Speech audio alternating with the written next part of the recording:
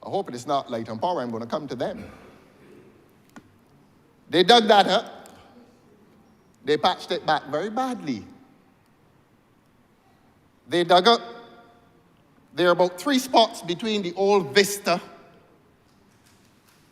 and the Caribbean that is being rebuilt. Massive holes in the road. And this government's priority is is roads as part of a mission critical agenda. That you pave a road merely to accommodate a few cricket buses over a 2-week period, and as soon as the cricketers left, you go and dig up the people's roads. And the people driving down the south coast on mornings from St. Philip and Christchurch are extremely unhappy, and their vehicles are crying.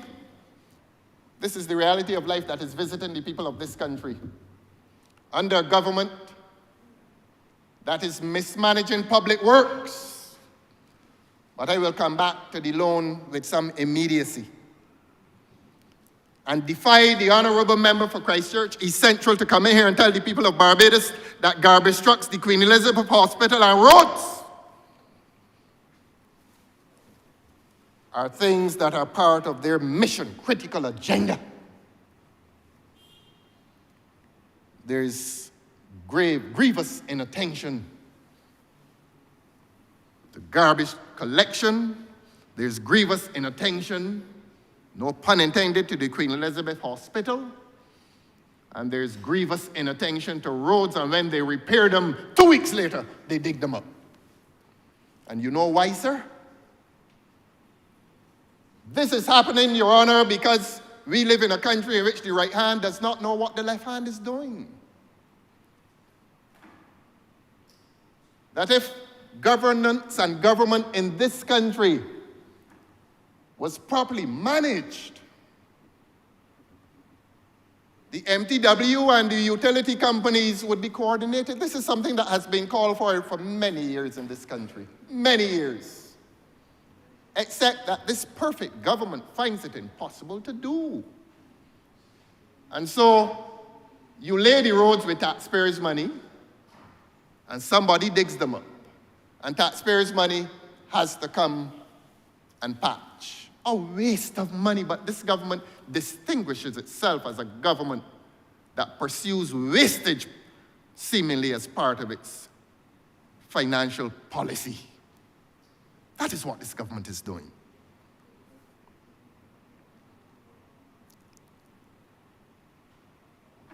I was in some shock when the honourable member for Christchurch East Central extended his discourse beyond garbage trucks, the QEH and roads, and spoke of law and order. Now, the honourable member for St. Joseph is absent today. The honourable member for the city is absent today. I don't mind saying that, because I wanted them to be present when the Honourable Prime Minister. I would not normally raise on these matters, but the honourable member is in breach of the rules, which does not allow you to speak or reflect on a member being absent.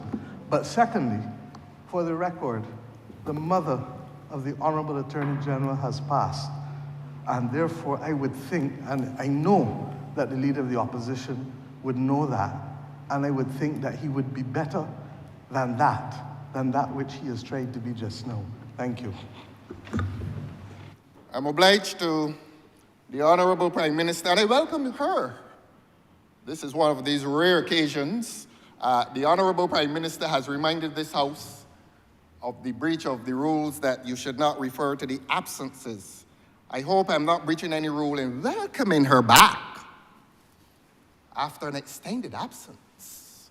I love to see the Prime Minister here. Mr. Speaker, sir, the Honourable honourable Minister. member would also know that I have not had extended absences from this House, and in fact, I would like the clerk of the House to get the records and show him.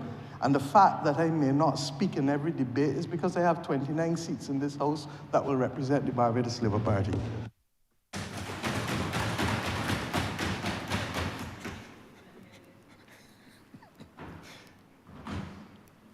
we can abbreviate that exchange by saying, to the Prime Minister of Barbados, welcome back.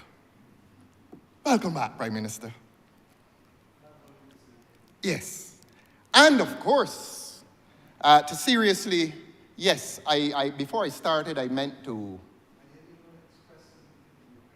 Yes, I'm about to do that now, having learned officially. And to extend it, I heard that my colleague, my parliamentary colleague from St. Lucie, I heard that he may have lost a brother. And I extend sincere condolences to him. And someone did whisper to me that the Honourable Attorney General's mum may have passed, and it is now confirmed. Honourable member, with the greatest respect Yes. to you, honourable member, but you were present in this chamber at the commencement of this sitting when we as a parliament stood and observed 1 minute silence for respect in the passing of the Honourable Lindsay Bolden and the mother of the Attorney General. You were present, honourable member. Your Honor, thank you. I did hear, no need for any commotion. I did hear the former name, but I didn't hear the second one. So that all condolences are extended. But permit me, sir, to get back to the substance of this debate.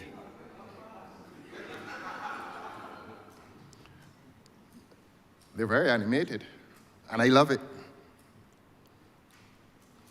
And I will not be distracted. And I will return to what I was saying when I said to you that the honourable member for Christchurch East Central came to this house today and said that one of the priorities of this government is law and order. The people of Barbados wish to hear more than that. The people of Barbados really wish to hear more than that. A priority of this government is the preservation of law and order on this day, in this social climate, in this polity. I don't think they do. I don't think they do, sir. And to law and order, he added, water and sanitation are most critical, he says. Next to law and order, water and sanitation are most critical. Didn't say a word about agriculture. He did not say a word about agriculture in a country that is now de-emphasizing agriculture as one of its productive sectors. And we heard testimony a few days ago from a lady who stated that local and Caribbean produce, agricultural produce, is cheaper than the produce coming from beyond the Caribbean. Yet, this government seems set on a path of de-emphasizing agriculture. And the evidence is there. The evidence is there because I believe that at some point in time today, based on what they sent to me, a resolution will come to this House to acquire lands for housing. And that is noble. That is a noble objective. Everybody should have a roof over his head and her head. But not at the expense of our most productive lands.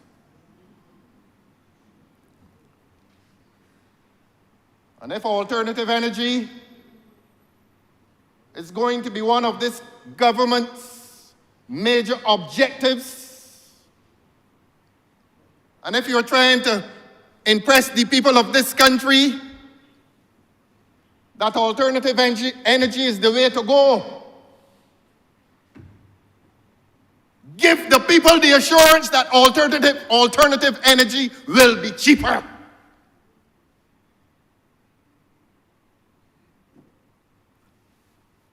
That is what we all expected a few years ago when we were at Worthing. During an estimates debate, I asked the then Minister of Energy a simple question with the trust towards alternative energy, with the government's trust towards alternative energy. Can you give the people of this country a guarantee that electricity rates will fall? The chamber went silent. My question had been asked. The chamber went silent. And in response to a simple and direct question, the minister was unable to say yes or no. The then minister was a lawyer, still is a lawyer, and he understands that there are questions to which you cannot give a one-word answer. With the trust, with government's trust towards alternative energy as the dominant source that drives electricity in this country, can you give a guarantee to the people of this country that alternative energy will cause electricity rates to fall? He did not say yes, he did not say no. And here's what he said to a chamber that went silent. 4 words. That is the intention. He was clever. He was clever because even then he understood that he could give no guarantee to the people of this country. Even then he understood that this government was not committed to lower electricity rates. And this government expects to visit this chamber. This government expects to visit the public life of Barbados and to have people believe that perfection resides within the bosom of this government. It does not. It does not. 3 years ago, the minister could give no guarantee to the people of this country that there would be a fall in electricity rates with the advent of alternative energy. And we all know what happened in this country last week. They have kept their promise. This government kept its promise to the people of Barbados. And we all now know that we approach a Christmas season. We all now know that we approach a festive season, a season of lights, a season of celebration.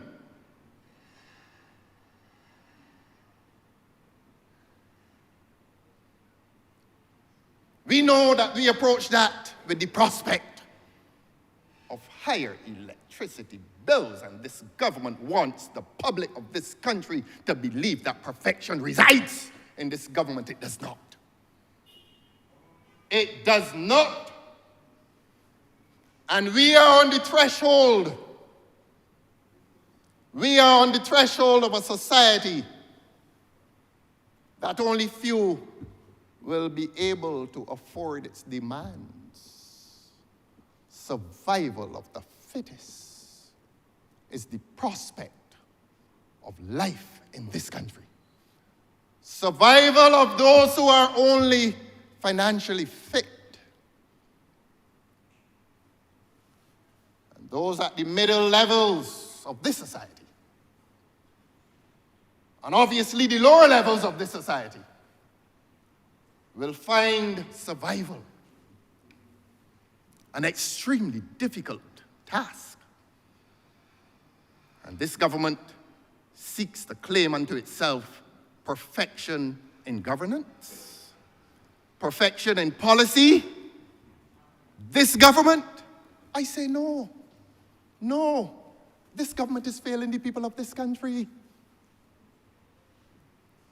This government is failing the people of this country. The trust in alternative energy has yielded nothing for the prospects of a good life in this country. It has become the survival of the fittest, the survival of those who are financially fit, and the rest of Barbados, which I tell this government, the overwhelming majority of people in Barbados are not financially fit. And life in 2025 will be a far greater struggle than it has been in 2024. And that is why the people of Barbados feel a deep insecurity about their prospects for survival, particularly when they have children. Any one of you ever looked at a child and said no? Any member of this government ever looked into a child's face and said no? Life in Barbados is now as serious as that. They know what it is to tell a child no to a simple request. Well, a lot of Barbadians are telling their children no.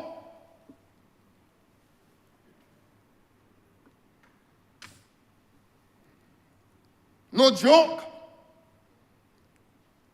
Much Ado About Nothing was a comedy. Life in Barbados is not a comedy, it's a tragedy. Yet we come here today and make much ado about something. And yet we come here today and hear a minister boast that this government's largest project to date is one of sewage. And to hear all the hackneyed arguments about sewage in the streets, and it's tired. It's tired. I have on a past occasion congratulated the Honourable Minister, who at the time, and he knows this, and I would do it again today, who curtailed the problem. The thing was in the streets, and one day it was not there. Somebody did something. Somebody did something. And this government was in office. Some minister did something, and I congratulated that minister. But what has transpired since then? We come to this resolution today, sir. And the people of Barbados must hear what the Honourable Member for Christchurch East Central did not deign to tell them. I now have the right to say what are the terms and conditions within that arrangement with the three financial institutions. I've already said, by way of interrogation that is, I've already asked the minister whether this course that we pursue today is not a deviation from this government's stated policy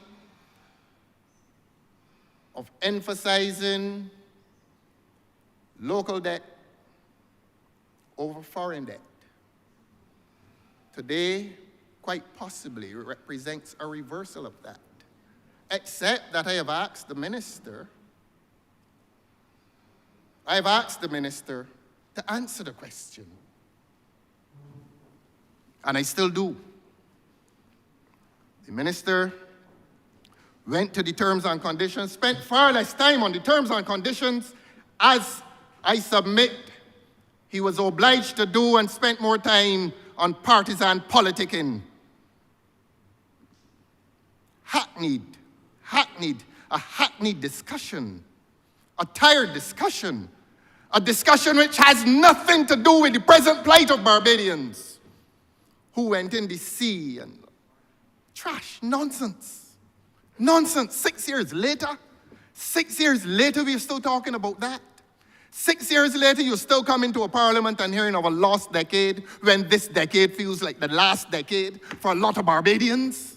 6 years in to the subsequent decade, it feels like the last decade when parents are having to tell their children, no, you can't go to school today.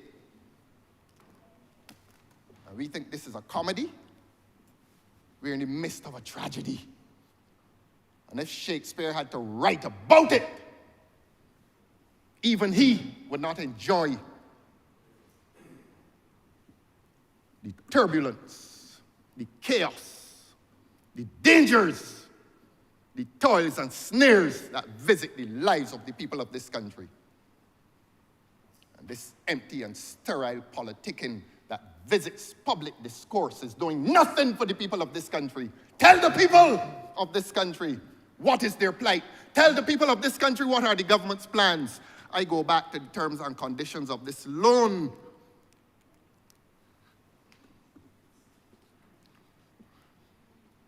There's a portion of this loan, well, let me put it differently. Within the schedule, which I saw for the first time when I came here this morning, the marginal note reads sustainability linked, and it says amount. Permit me to read it, sir. Permit me to read it in a way that the honorable member for Christchurch East Central did not read it. I am no technocrat, but I'm going to read it.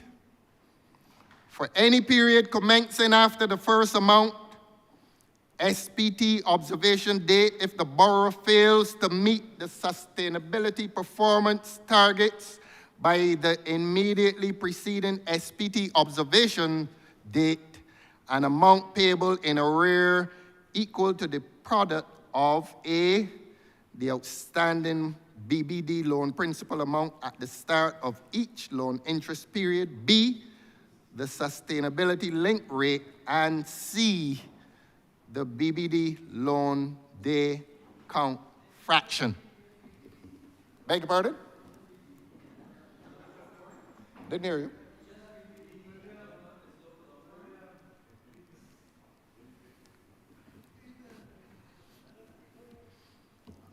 You want me to read it again? I can read it again. Be ye not affrighted. Why are you so afraid of? There are 29 of you. Well, 28, the speaker is there. He's not partisan. Well, he's impartial. Partisan, but impartial. In here. I have merely, honorable member, read what I submit the honorable member for Christchurch East Central was obliged to read. It is there. Don't ask me to interpret it. Ask the honorable member for Christchurch East Central who presented to the newspaper on the weekend and who presented here this morning to read and interpret and explain for the people of Barbados. I have read it. I have done more than your colleague, honorable member. And if you want me to read it again, I will, but it is on the record now of this parliamentary debate.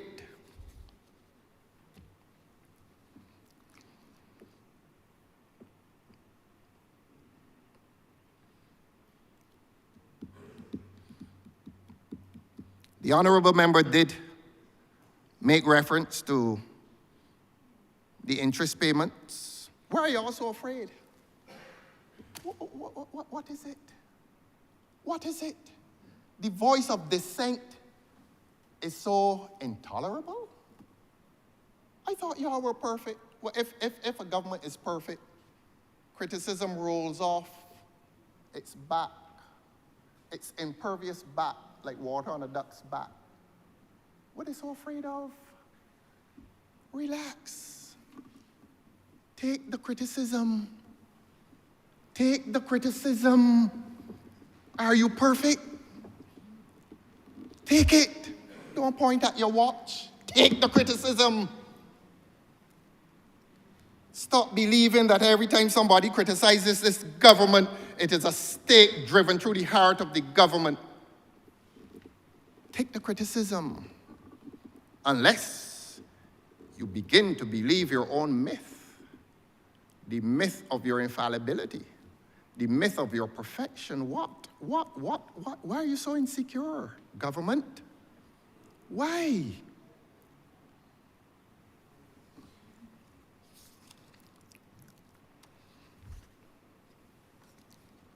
I'm not going to read the whole thing, sir. Perhaps when the Honourable Member for Christchurch East Central revisits you, he will read the whole thing.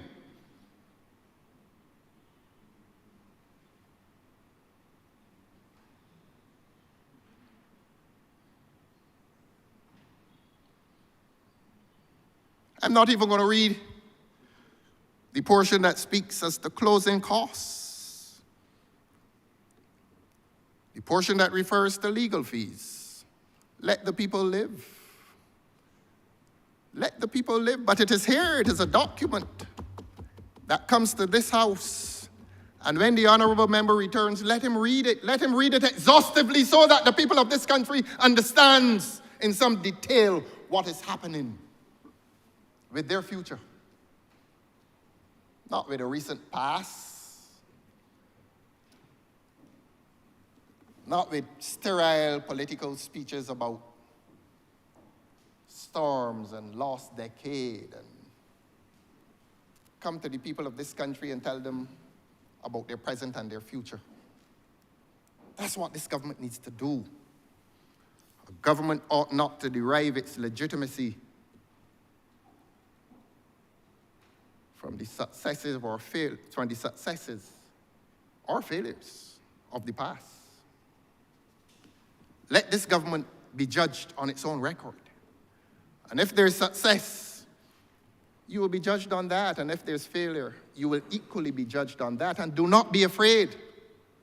Do not be afraid.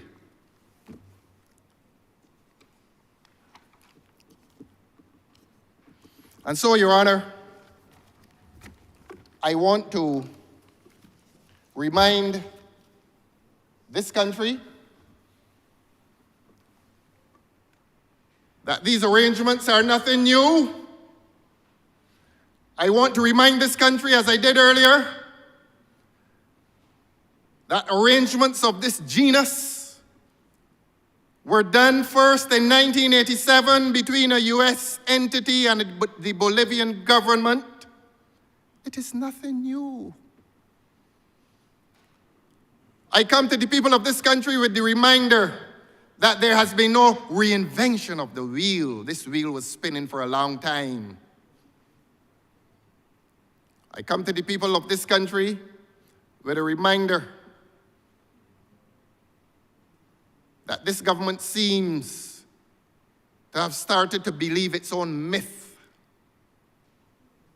That you say something and it becomes acceptable not by virtue of its substance, but by virtue of the fact that this government says it and repeats it over and over like Goebbels of the Hitlerian regime. The truth must now visit the people of this country. And there's nothing groundbreaking. There's nothing groundbreaking about this transaction. It is not new. It has happened before. And I can give the names of the countries that have done arrangements, debt for nature or debt for climate swaps before. Bolivia first, Costa Rica, the Philippines, Belize, Barbados did it in 2022. The Honourable Member did admit that. To be more precise, September 2022. And the Seychelles. And this is sold to Barbadians as some, well, they use the word groundbreaking. I'm trying to find another word. As some miracle that has visited this country, that this country is doing something of a genus that has never been done before. And the people of Barbados are supposed to believe that. And this is not to be immodest, but if there were no opposition voice in here, the people of this country would believe that this is something entirely new. What magic, what portion of magic. Oh, this government is so magical. We are now doing things that are unprecedented, never happened before, and we are so lucky to be the beneficiaries of a loan.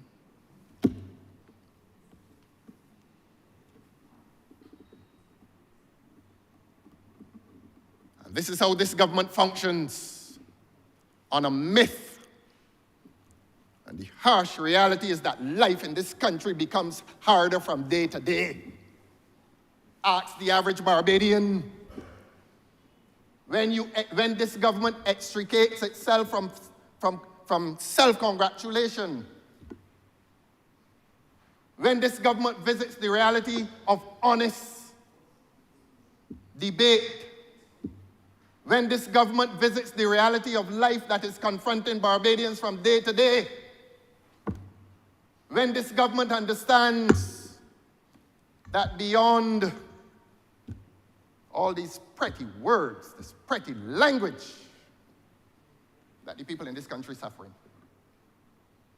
That the people in this country are suffering. And that the people in this country who have little children to deal with. In the month of November, they're wondering how December will hit them. Well, Light and Power has told us how December will hit us.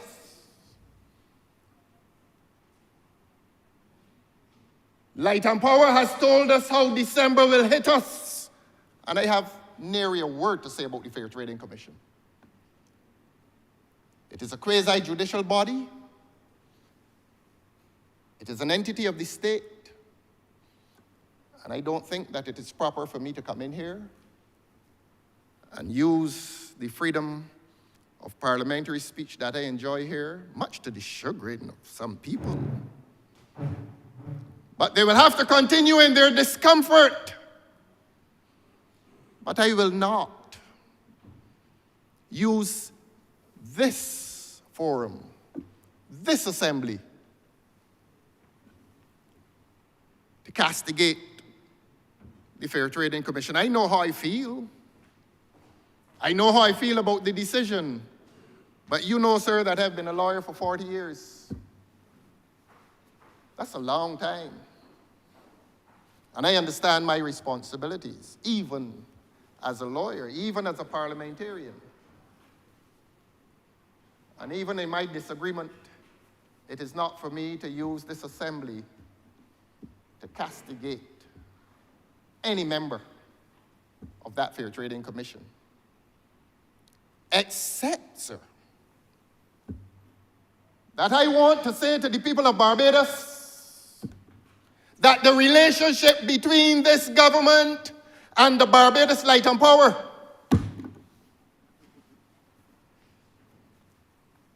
is a relationship that deserves some scrutiny. I repeat, the relationship between the Barbados government and the Barbados Light and Power is a relationship that deserves some scrutiny by the people of this country. And if this government and if the people of this country wish to scrutinize and analyze the relationship between this government and the Barbados Light and Power, ask the people of this country to visit the Antigua model. Ask the people of this government to make inquiry into what is happening in Antigua in relation to the generation of electricity, and ask them what is the relationship of the Antigua government and what is the policy of the Antigua government in relation to the generation of electricity. Don't let us get fickle and silly about who paid tribute and all kinds of nonsense. We're here on the people's business. We're here on the people's business. And to come in here with foolishness, a lot of silly talk, when people's light bills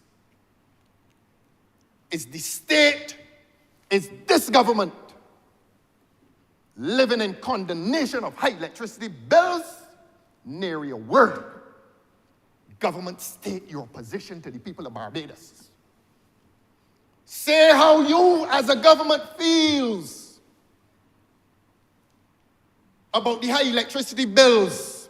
Don't leave it to me. I'm here alone. I'm not lonely. I always say that. I'm not lonely. Because I know that my views and my interrogations reflect the views and the interrogations of thousands of Barbadians who live and suffer in this country and who live in daily suspicion about the role that this government is playing in relation to the bills that they cannot get paid. Don't come in here to reduce a debate to silliness. You think the people in this country concerned with that? The 25th of December will be upon us and some child will hear the answer no. Some child in this country. And you all think that this government thinks that pretty words, groundbreaking, never happened before. Permit me, Your Honor, sexy terms that this country must now reside in a crucible of pretty words. Except that the existence living in Barbados is now an ugly experience, and I haven't talked about crime yet. But the Honourable Member for Christchurch East Central talked about crime. And he placed it high on government's agenda. Can you imagine that, Your Honor? That a government minister in this little Barbados said that crime, he called it law and order. That law and order is high on this government's agenda, and lawlessness and disorder seems to be a part of the cultural ethos of this country. And I can't come in here and criticize. I can't come in here and scrutinize. I can't come in here and analyze. And at every opportunity on behalf of the people of Barbados, I will chastise. This government is failing the people of Barbados. And this is yet another loan around the necks of the people of this country. Don't sanitize and deodorize it with pretty words.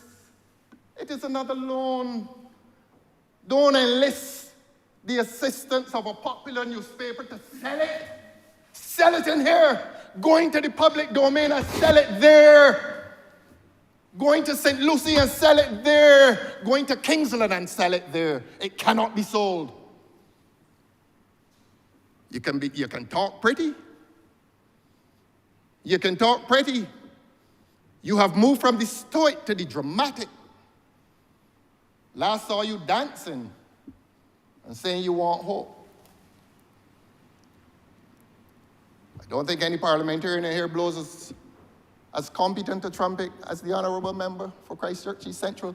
We have, in the last years, discovered talents that we did not know existed, but I warn him,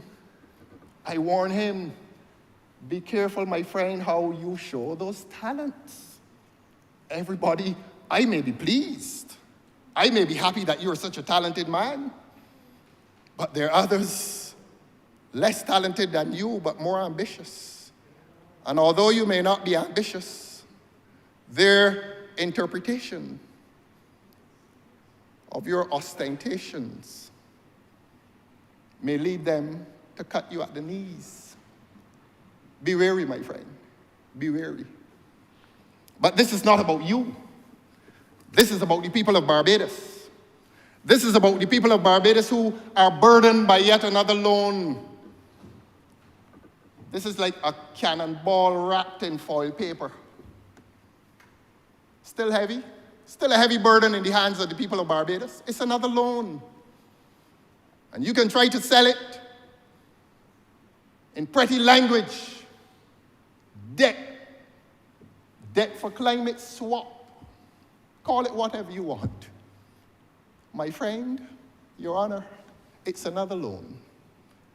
And I want one of them to get up and say to the people of Barbados that this is another loan. And if we are to discourse honestly, we will agree with the Honourable Member for Christchurch East Central that it may be less of a burden in terms of its lower interests. But I read a portion of the terms and conditions for this country, and Your Honor, if repetition were allowed, I would read it again, but it is on the record. And so that I don't breach any of the standing orders of this House and repeat, I will ask the Honourable Member for Christchurch East Central, when he rises to his feet again, to read the portion of the terms and conditions next to the marginal note sustainability-linked amount. Maybe it is not controversial, but for the sake of transparency and openness, please read it. Please read it.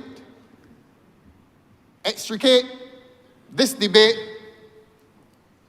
from the partisan and come to the reality, the harsh reality that visits the lives of the people of Barbados. Read the entire thing. I ask the honourable member to read the entire thing. One of the notes I made is that the honourable member said, and I quote, "This is the best deal that we can achieve, short of somebody saying that they will give us $110 million. This is the best deal that we can achieve, short of somebody saying that they will give us $110 million. So therein lies an admission that the government is struggling.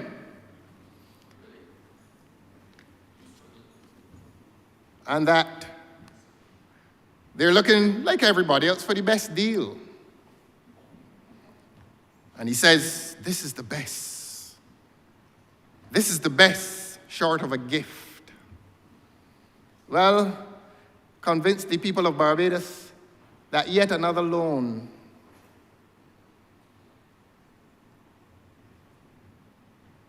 is the best that this country can do. Convince the people of Barbados of that. I began by asking those 4 questions. I will be very disappointed if this debate closed and those questions were not answered. But the answer is not intended for me. The answer is intended for the people of this country. And I hope that the honourable member for Christchurch East finds it possible to answer those questions. I hope that the honourable member or any of his colleagues on that side will be able to say to Barbadians that we are better off today than we were yesterday, and that tomorrow we will be better off than we are today. And I have not even gone to December, nor January, nor any month in 2025. But things don't look good for this country. Things do not look good for this country. And this government's purpose, in spite of the material and social reality of adversity that visits the daily lives of people of this country, in spite of all that, this government now believes that a slogan can feed a hungry spirit, a spirit that seeks peace and order and justice and truth. This government believes that slogans can satisfy the people of this country. I say to this government, no pretty slogan can make good for the people of this country. This government needs to improve its performance.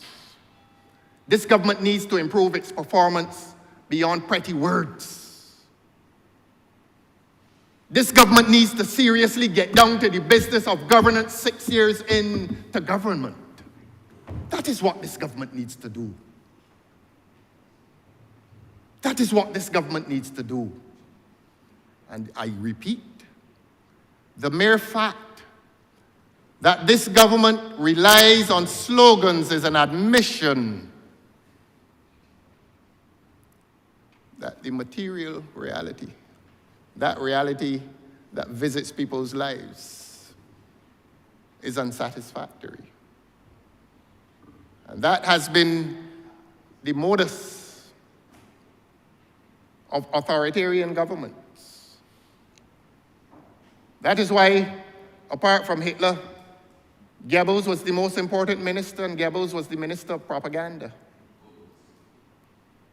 Goebbels was the minister of propaganda. And he was a very important minister. Are we in this country now in that state? Are we in this country now in that descent, where we take resolutions to the pages of popular newspapers before we bring them to the people who listen to Parliament, the people who invest in debates in this place to know what is happening? Are we now avoiding this Parliament as the official voice of government policy, apart from the other arm of the state? And that occurred when I saw it. I became curious. I became very curious. And I would hope, Your Honor, that it is a practice from which we will depart. That matters of state, matters of resolutions, money resolutions, resolutions to borrow, will first come to this Parliament, and that they will not go to other places, that they will be treated with seriousness.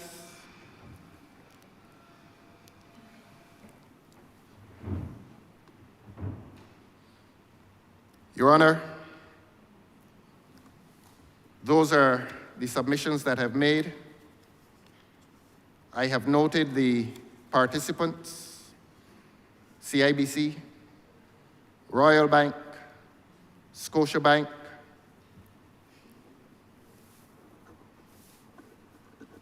the minister will, when he replies, speak as to the full extent of the interests of those corporate entities when this transaction becomes consummated.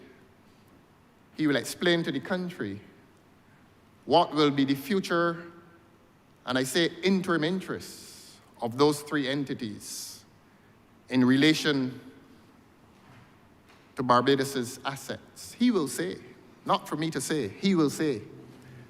And I believe that he is capable of saying it truthfully and faithfully, except that I await for him to say it.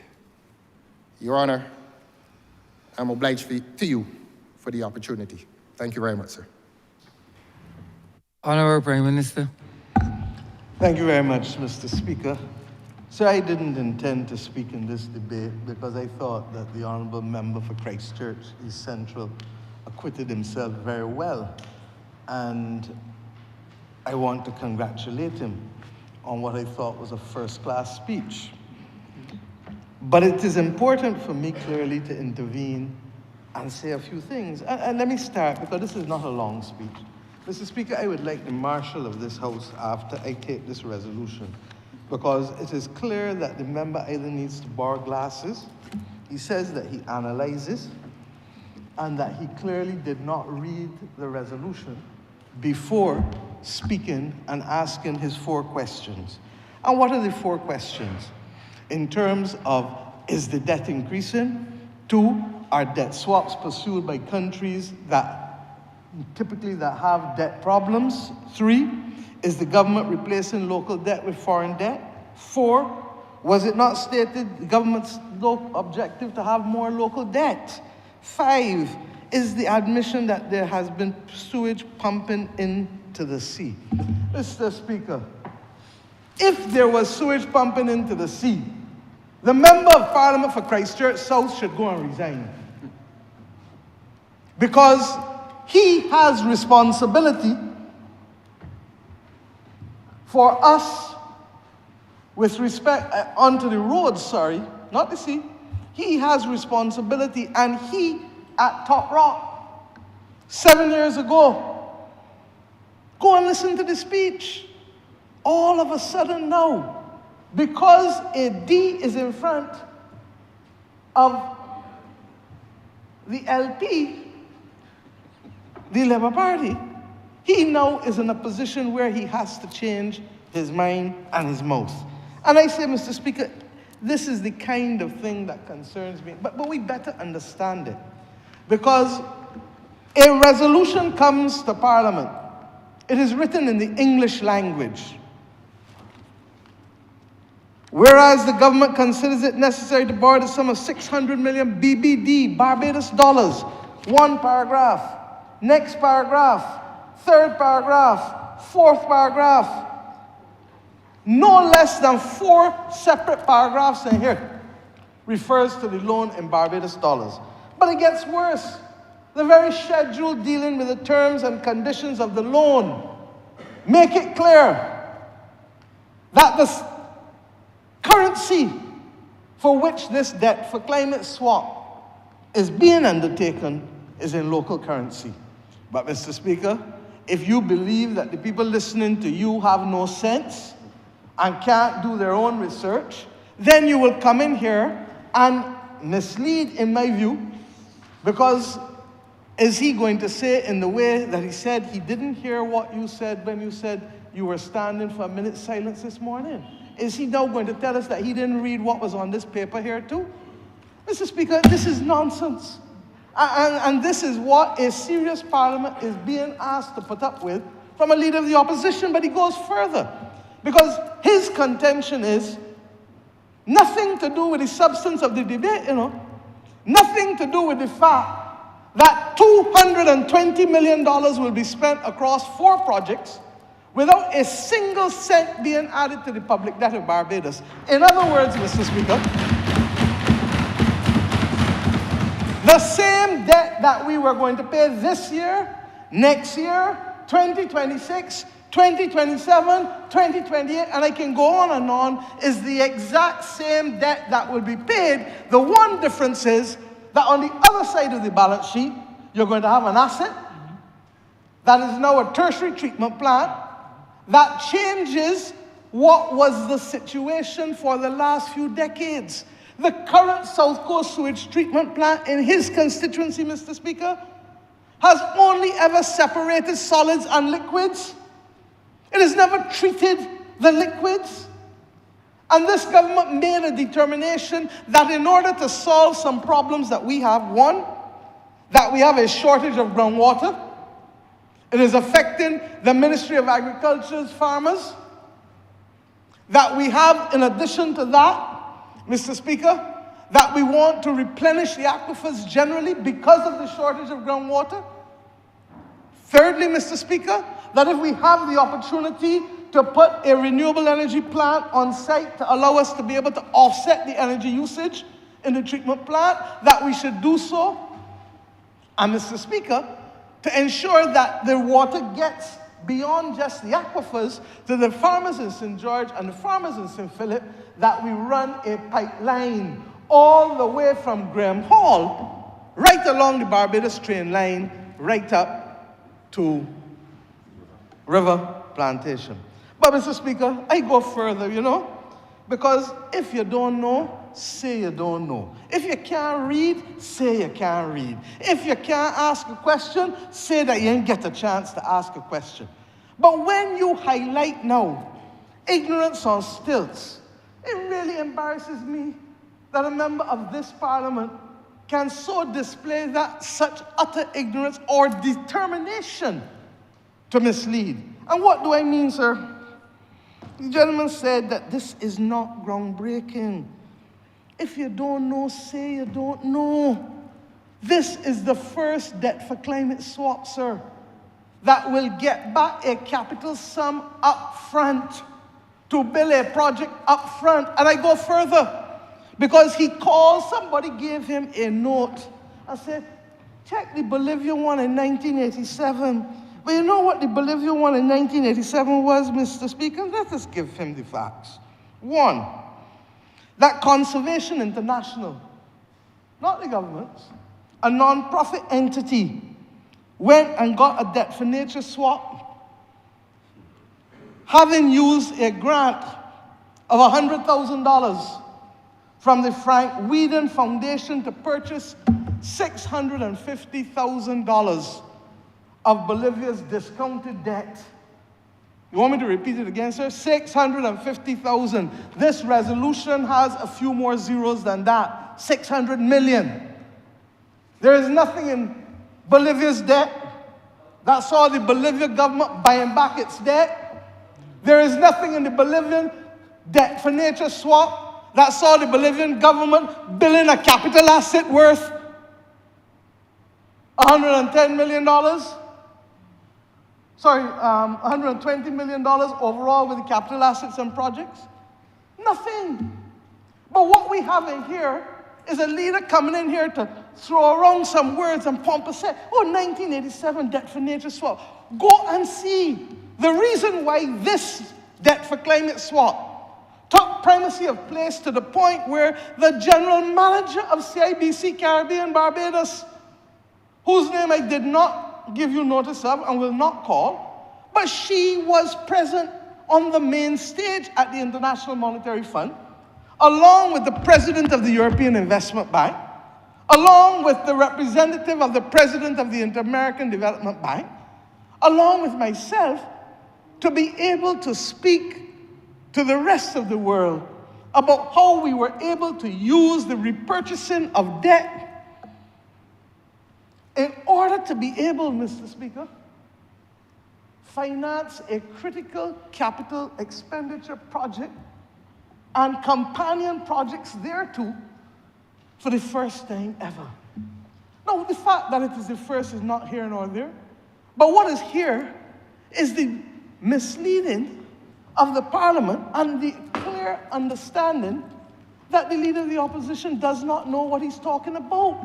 The most patent evidence of it is his asking a question about whether this is in Barbados currency or foreign currency. And are we not breaching our commitment to borrow in local currency? Mr. Speaker, if this is not local currency, tell me what BBD is. He might think BBD is something else. But I didn't say that. He might think it's something else. But this is Barbados dollars that we're talking about. And let us look and see who we are buying it back from. Series B, Series D, Series E. That's not U.S. treasuries.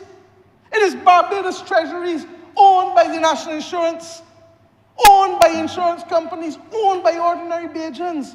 But, Mr. Speaker, it is too easy to turn on a mic and stand up and talk. Well, I have news for the member for Christchurch South. This is not Queen's Park Theatre. He should have stopped short up there. This is the Parliament of Barbados that requires at least an appreciation with the debate that you are involved in. And what is worse, sir, is that when you go back and all the ones that he called, the first debt for nature swap that involved, and the modern debt where you buy back your debt, was Seychelles in 2015. But that was debt for nature. And Barbados' one in 2022 was debt for nature. And in every instance, when you bought back your debt, what you get is a few $1 million every year, every year, every year, every year. That's what the Barbados Marine Sustainability Trust will get. Member for St. Michael South, and others, and the member for Christchurch West Central, will tell you about those conservation efforts. This is not a conservation effort. This is a capital project intended to protect the water resources of Barbados, intended to augment the water available to farmers so that we can have climate resilient agriculture, that we can bring down the cost of food in this country, and that we can allow those who are planting the food to be able to earn a living to support their families. Mr. Speaker, if that is not groundbreaking, I don't know what is. Mr. Speaker, this nonsense about the fact that you are trying to disparage what the minister in the Ministry of Finance has told you. By doing this, we don't have to go and look for 120 million US dollars to do any of those 4 projects. So that 240 million Barbados dollars that we are getting back in doing this transaction will now allow us to be able, yes, to spend money on the police for law and order. Yes, to spend money on roads, to be able to deal with the fact that for a decade roads were not done properly. And then when you compound that with the convection rain and the other things we are getting clearly from the climate crisis, that we have a monumental task on our hands with respect to the paving of roads and the rebuilding of bridges in this country that across decades have not been touched. And the Deputy Prime Minister can tell you why all of those things remain to be done when they were not touched or maintained at all, even when they reach dangerous levels, especially in the last decade. Mr. Speaker, we can now go and spend more money on healthcare and education because $240 million is not 24 cents. It is not $24. It's not even 24 million. And to be able to find savings of $240 million to get assets worth $240 million by simply having a different approach to how you structure your debt.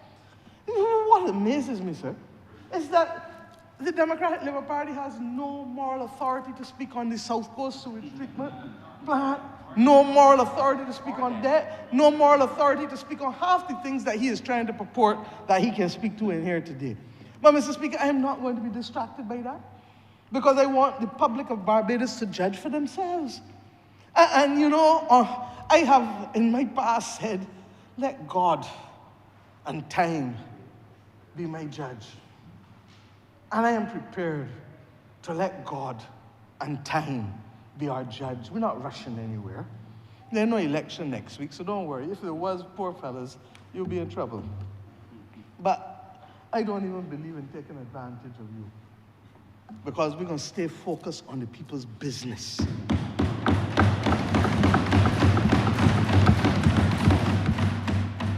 We put, as he, the member knows, an outfall out, temporary outfall. Member for Christchurch East was the minister. A 12-inch line and an 8-inch line. The government took the decision to put in a redundant outfall in the event that something happened because we were concerned that in the same climate crisis, that the waters and the turbulence in the waters from storms could cause us problems. And Mr. Speaker, 4 years after we put it down, 5 years after we put it down, it did cause a problem. And one of the pipelines had a break. Luckily, it was not bad, and we were able to fix it. But at the same time, we were able to use the alternate pipeline that we put down as a matter of management. Precautionary management, the same type of management that would allow us to get involved in this debate here. You understand?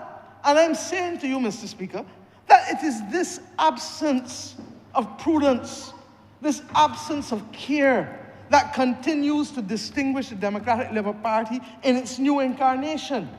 And it is of concern to me because I think that it is a great party that ought to be given its best chance. But quite frankly, under this leadership, it is being driven to its worst possible days. I now understand why the former Prime Minister was so enthusiastic that the member for Christchurch South should lead the Democratic Labour Party, so that he now wipes out of the record of Guinness books the worst defeats and the worst leadership of that institution in George Street. Because not even the former Prime Minister presided over the carnage and the lockout and the police that this new neophyte leader of the Democratic Labour Party has brought upon it. Mr. Speaker, it is sad. And I say to you that in life, you can choose to be a workhorse, or you can choose to be a dress horse and a show horse. The truth is that the member for Christchurch South has perfected the art of acting, and perfected the art of dressage, and perfected the art of showing. When in truth and in fact, what is needed here is a simple appreciation that in these difficult times, he knows it, he charges bills in excess of 6 figures to his colleagues. And that if you have to find ways of saving money in difficult times, you do so. The government of Barbados is not in debt distress. Our debt to GDP is down to 105% from 177%. And in other words, put it in context. And the average person will understand that if the amount of debt that they got to pay coming down, and if they can go and get a new house, and they can get a new car, and they can get an irrigation system, without having to add a cent to the debt that they owe the bank already, you don't tell me that the Bajans ain't gonna do it? That's all a debt for climate swap is. Making sure that you are doing it for the right purposes.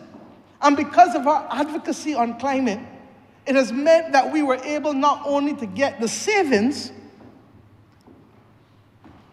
$140 million in interest savings, Barbados currency, but 80 million Barbados dollars in a grant, G-R-A-N-T.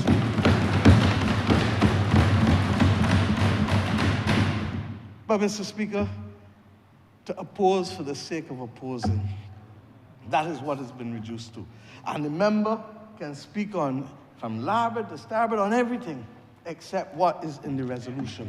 And if he had just picked up the resolution and read it, even paragraph 1 states the limit of the Special Loans Act in Barbados currency. But paragraph 3, paragraph 4, paragraph 5, paragraph 6, 6 paragraphs on a 2-page document. Mr. Speaker, even a primary school child can read this. So it tells me, because I know the member can read, and I know he has better English language skills than me. So it tells me that something else is amiss here. And that is what concerns me.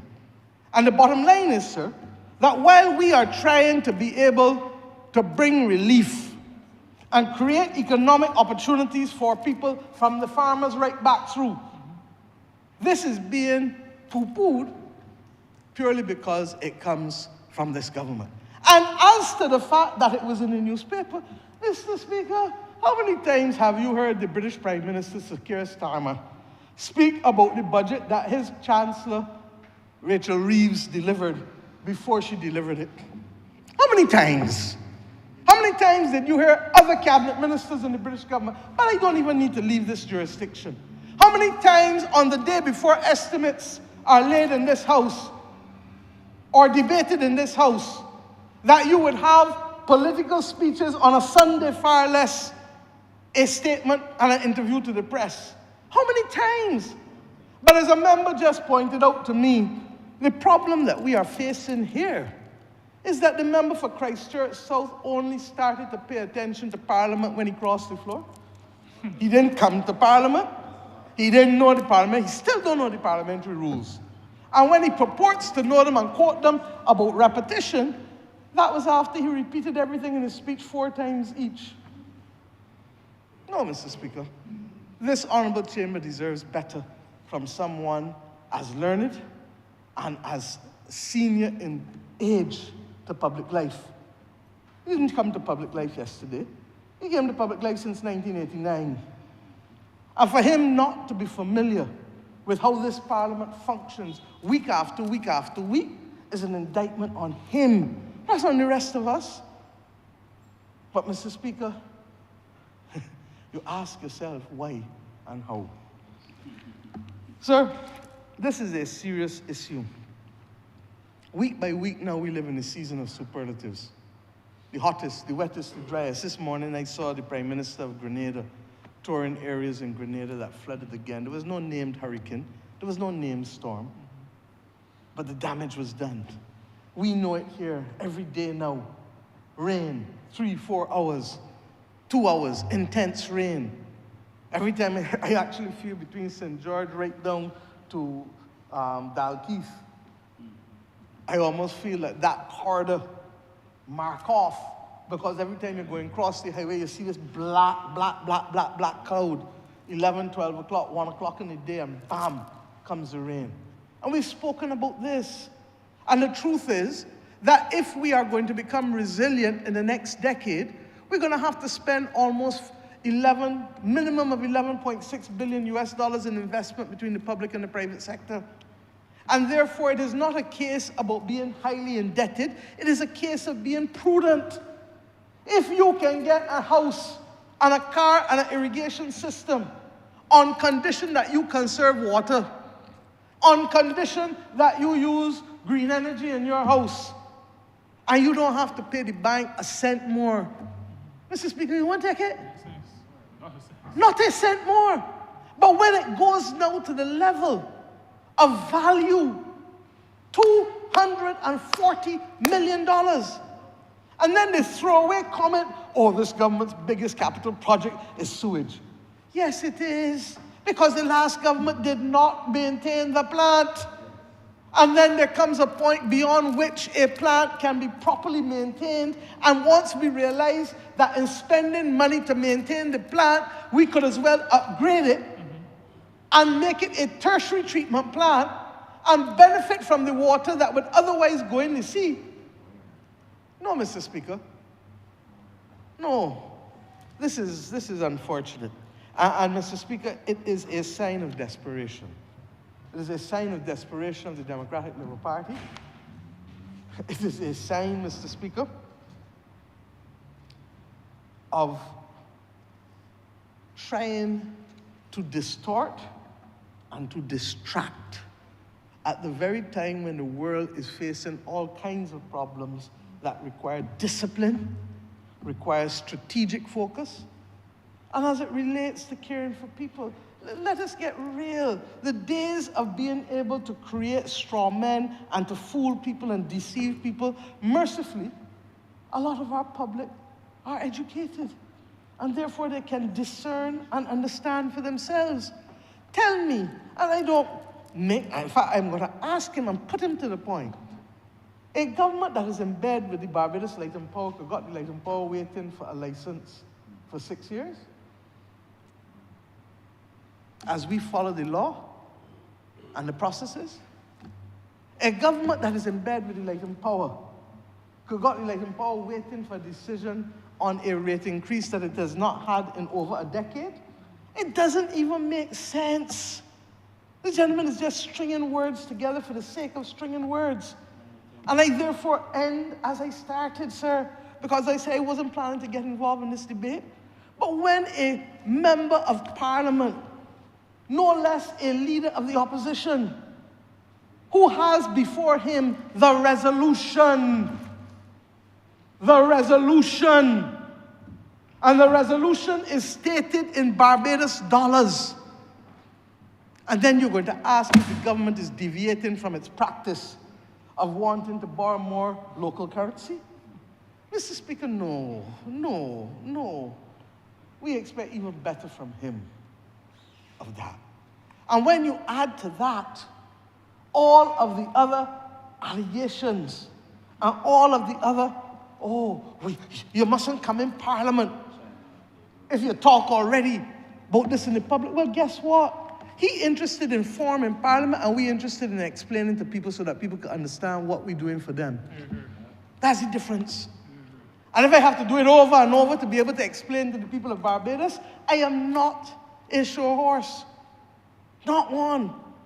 Our duty is to break it down and to make it understandable. And if at the end of the day, we can get all of these projects, everybody, the president of the European Investment Bank was insistent. This is the first time they have ever done a counter guarantee in a debt for climate swap.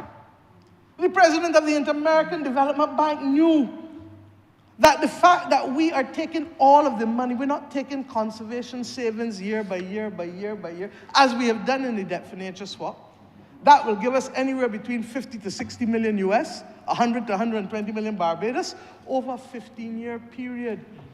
Not this. The tenders have gone out already for who will build this plant. Remember, for Christchurch South can speak, for Christchurch West can speak to that. And that is why I am prepared to say, let God and time be my ally. And I do so with a calm assurance as to what the outcome shall be. Because, Mr. Speaker, there is no doubt where the money is coming from. This money, 600 million, is being used to pay down debt that we have. And that debt ranges from 4.5% to 8% for the Series D and E bonds. And for the Series B, 3.75%. We are going to bring this debt in. Same sheet, 3.25%. The member for Christchurch East Central spoke to the fact that there are targets. There are targets for the last debt for nature too. And what are the consequences of the targets? It's not like the Credit Suisse loan that the Democratic Labour Party brought in here in December 2013, where the penalties went up by hundreds of basis points. Member for St. Michael South Central can speak to that. This debt, if you miss a target for a quarter, will go up by 10 basis points. You know what 10 basis points is, sir? 0.1%. In other words, it's not 0.2%. Those are the two amounts, depending on when it comes, that there will be the penalty. 10 or 20 basis points, 100 basis points is 1 percentage point. But then again, you need to be familiar with these things to know what we're talking about.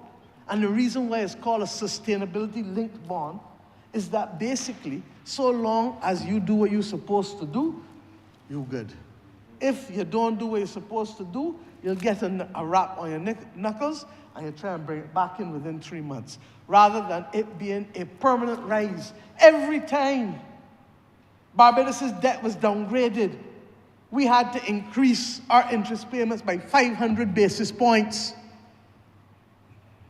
Sorry, 50 basis points and 100 basis points, not 500, 50 and 100. But that is what we are being subjected to in here. And if the honourable member would just simply read and ask a question, and he would now understand that debt for nature swaps and debt for climate swaps come in different forms. This is groundbreaking. But apart from anything else, forget the groundbreaking part. Bajans will get $240 million in value without it having to come out of the taxpayers' pockets. Break it down. It ain't coming out of no taxpayer pocket, not a dollar, not a cent, not a yen. It is coming out purely of taking our existing debt, and instead of paying 8% and 4.5% and 3.75%, we pay only 3.25%. And we get a treatment plant, we get a pipeline, we get a 7-megawatt solar system with battery storage. And Mr. Speaker, we will get anywhere between $9 and $12 million every year for 5 years for the Barbados Water Authority. That will not come out of a bill or a taxpayer's pocket. Mr. Speaker, when those things happen, it becomes easier for me to finance the people in the Bell and the Bellevue and Licorice Village and Bailey's Alley, because we're not looking for new money for the sewage treatment plant. If we had to look for new money for that, we wouldn't have the money to spend in Bailey's Alley or in the Bell to give people in the Bell and Licorice Village, for the very first time in the history of this country, pipe water. No, Mr. Speaker. No. And this is what this House has just been reduced to. No, Mr. Speaker. I don't normally deal with the member for Christchurch South. He's correct. Because I feel, sir, he wants to know what happened with the member for Christchurch East Central, why he's so partisan. I know the member for Christchurch East Central well. And the one thing I know about the member for Christchurch East Central is that he detests betrayal, and worse than betrayal, he detests ungratitude, ungratefulness. You know what the old-time Bajans tell you? Ungratefulness is what? Worse than witchcraft. You hear me that say so? And when the member for Christchurch East Central acts and speaks in the way that he does, it is because he has witnessed firsthand what it is to have betrayal. He has witnessed firsthand what it is for a member to leave constituents who canvass in rain and sun, sometimes with him when the other member was not even present. And not a word of thank you, not a word of any kind of appreciation. No, Mr. Speaker, you can't have morals when it suits you and ignore them when it suits you. That's not how we teach our children. And as for this nonsense that this government feels is perfect, how many times in here, Mr. Speaker, have I said that this government is not perfect, that this government is not omniscient, and that we are not omnipotent, to the point where I have said it over and over, because I recognize that we are not sitting an exam at Harrison College. That's for people who are obsessed with Harrison College. Not for me. I'm in the business of trying to make sure that people can live better and easier. And as for the question, are you better off today than you were under the Democratic Labour Party? Ask it, ask it, ask it. Because I know that the businesses that couldn't open on the South Coast, because nobody wanted to come and eat in the businesses with sewage in the car park or running right out front the business, ask them whether they're better off. I know that the people who are now getting reverse tax credit, earning $2,100 a month, or it's $2,090 a month, $25,000 a year, never got it under the last government. I know that the people who are not paying taxes, earning between that same $25,000 and $35,000, ask them if they're better off. And Mr. Speaker, I'm going to get the same member for Christchurch East Central to come in here and remind him of all of the tax cuts that put more money in people's pockets. And you know what is the clearest evidence of it, sir? But if he can't read a resolution in words, I don't think he will be able to read a table with numbers. The savings in this country has gone from just over $8 billion in 2018 to just under $14 billion today, Mr. Speaker. How do you think it get there? If the disposable income was not being given back to the people, that is the proof that they put in.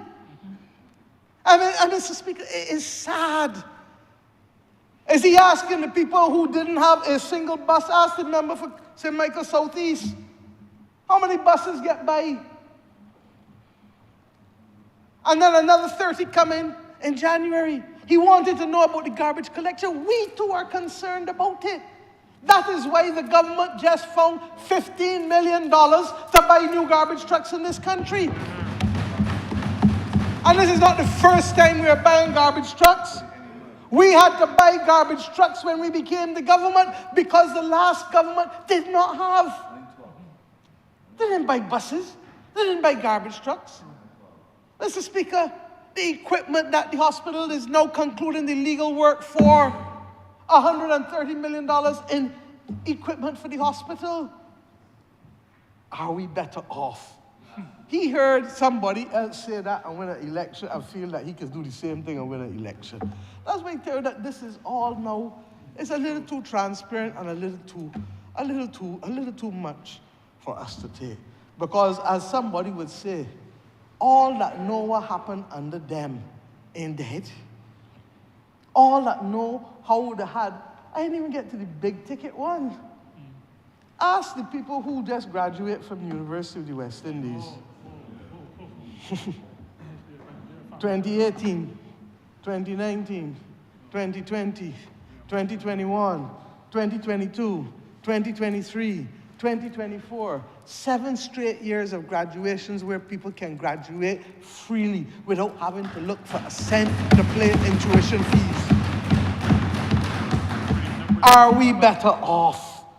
Mr. Speaker, I am prepared to let the people of Barbados answer that. But I say to him, remember what they say, ungratefulness worse than witchcraft. Because he didn't get in here in this House of Assembly telling people that they were worse off. He got in this House of Assembly in Christchurch South by telling people that they were better off. His biggest problem is to determine whether he will, Mr. Speaker, be able to look in a mirror and recognize who he sees. Because when he looks in that mirror and plays the speeches from before, he will have to ask, is that the same person? Other than a little gray, is it the same person? He will have to ask himself that question. Because I know what I heard him say. And I know what is recorded for posterity. And I know what he now comes in here to try to stay, to keep half a party together. Because the other half gone along. And the other half gone along with good reason, because they don't understand how an authentic solution to the leadership of the Democratic Labour Party can be a person who crosses the floor from the Barbados Labour Party and who has left them already. Left us twice, left them once. So his track record is leaving without notice. Not just in politics, we've heard that in law too. Cause a whole trial in Turks and Caicos representing a whole premier. 3-4 months delay. Because the judge said he did not even have the decency to tell the client. He has never seen anything so. But if the judge had even talked to us, we would have told him that he did it in 1989, he did it in 1999, he did it in 2000, he did it in 2008, and he do it again in 2024. In law, that is known as similar fact behavior, admissible even if there was a breach of hearsay. Very clear. So, Mr. Speaker, I didn't intend to speak, but I had to because, quite frankly, I believe fundamentally that if we can have more debt for climate swaps, I serve notice that the government is going after a debt for social swap. I co-chair the Sustainable Development Goals, which is fundamentally about development and bringing development to people. And if we can reduce our interest rate by buying back more debt and use the savings to increase Barbados' social capital, to do for the disabled community what I said 2 weeks ago when I spoke in here, when he said he didn't see me for how long. But he just happened to speak in the resolution for the disabled community. When we can buy and do more stuff in healthcare, when we can buy and do more stuff in education, or community development, or crime prevention. That is what a debt for social swap will give us. But, Mr. Speaker, when you criticize the advisors, and I want to thank our advisors, I want to thank the Ministry of Finance, I want to thank the Barbados Water Authority, I want to thank all who have worked literally like this, in lockstep, to bring us to this position today. It has not been easy, but it has been worth it, because what we get in exchange, Mr. Speaker, do you know that $240 million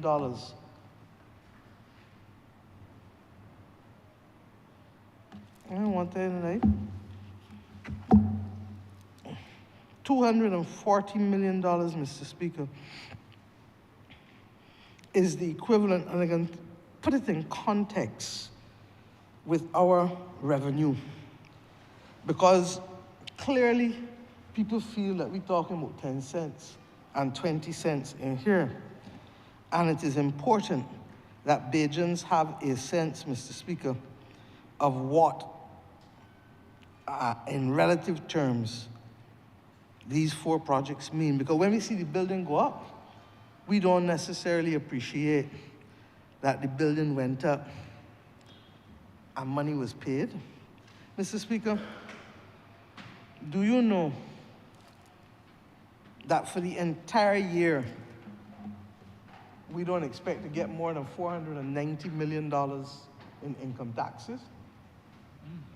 So that getting $240 million is the equivalent of half of the income taxes that the government of Barbados took last year or will take this year.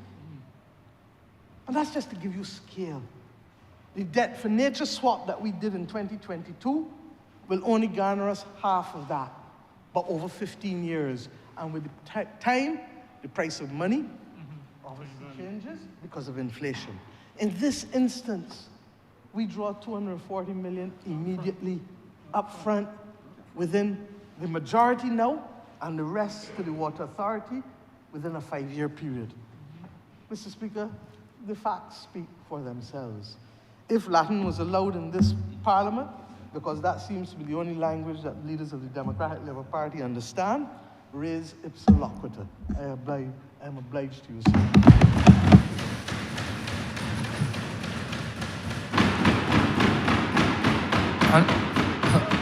Honourable Leader of Government Business. Thank you, Mr. Speaker. I beg to move the suspension of the House until 3:15 p.m. The question is that this honourable chairman be suspended until 3:15 p.m. All those honourable members in favor, please say aye. Those against, please say no. Meeting the ayes have it. This honourable chairman stands suspended until 3:15 p.m.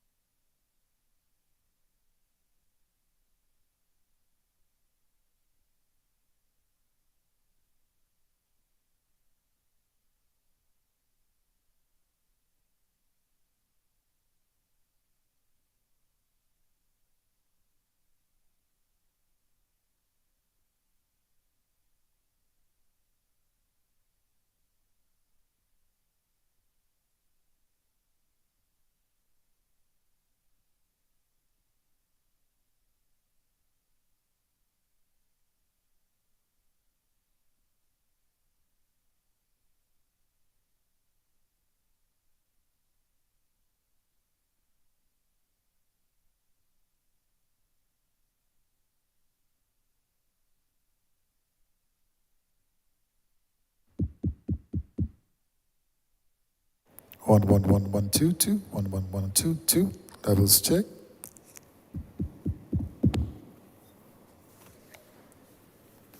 Yeah, good to go.